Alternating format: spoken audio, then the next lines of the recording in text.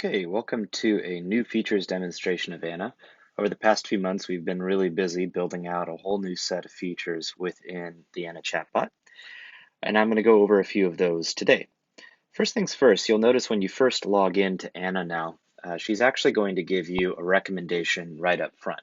She's either going to give you a report that you don't frequently look at, or based on your previous usage of the chatbot, she'll provide the last report that you were looking at when you were previously logged into the system. If it's been less than 2 hours since you've logged in, she's not going to show you any kind of recommendation. She's going to assume that you're a frequent user and just immediately prompt you with a set of main menu options and urge you to, start asking questions.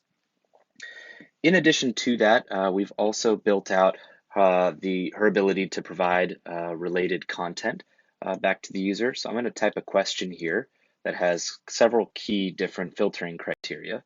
So in this case, I'm looking for data from the past 3 months for the Black Cherry Medical Center. I'm looking for denial inventory data, and I'm looking for data with aggregate denied amount of $20,000. You can see all of that filter information captured here. Now, when I click on Show Related Content, she's going to give me a couple different possible reports that I might be interested in based on the type of report that I'm looking at. And what's really neat is if I were to click on, let's say, denial period comparison by payer, she's actually going to take as many of the filters that she can from my previous report and apply them to my current report. So you can see here, denied amount greater than 20,000, past 3 months, then a previous period moving average in the case of this particular report, and then of course our Black Cherry Medical Center facility. So in addition to showing related report content, she's also taking the filters that I used on my previous report and as best as she possibly can based on the subsequent report that I'm navigating to, applying those same particular filters. In addition to that, we've started building out her recommendation engine. So if I click on recommendation here, she's going to give me a few different options. She'll be able to show playbooks here shortly as well. And these recommendation options are either going to be reports that I don't frequently look at, or they're going to be reports that is more or less the same report, but going to sort of slice and dice the data differently for me. And then, of course, in short order, the ability to show recommended playbooks as well. I'm going to go ahead and type that same question again that I had previously. And I want to highlight just a few other features. So in addition to being able to type my question that I'd like to see, I also have the ability to adjust, let's say, the grouping of the report.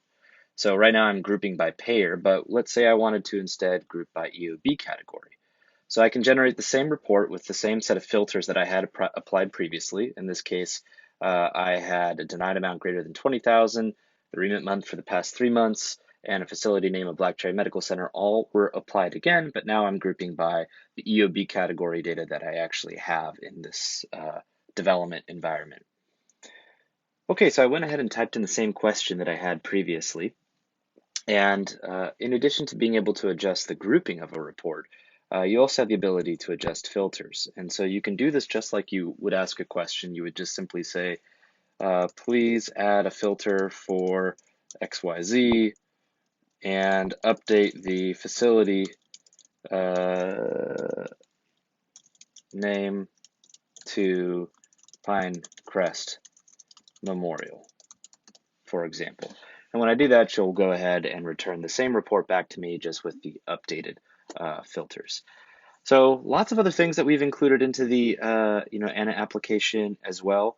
We've also spent some time adding in help content. So she does now have a full library of help content, as well as the ability to provide feedback. So if you were to ask a question and that's not the report that you actually wanted to see based on the question that you asked her, you can always provide feedback to her that's not really what you wanted, and that's helpful information for the product team to be able to take that information back.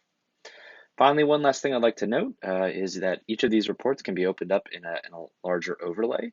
And if you wanted to, just simply double clicking the report will actually take you back into Numero, which gives you the full editing capability of a BI tool to be able to slice and dice that particular report by all of the attributes and metrics that you have available in the 835 and 837 dataset, since that's what Anna is currently trained to provide answers for.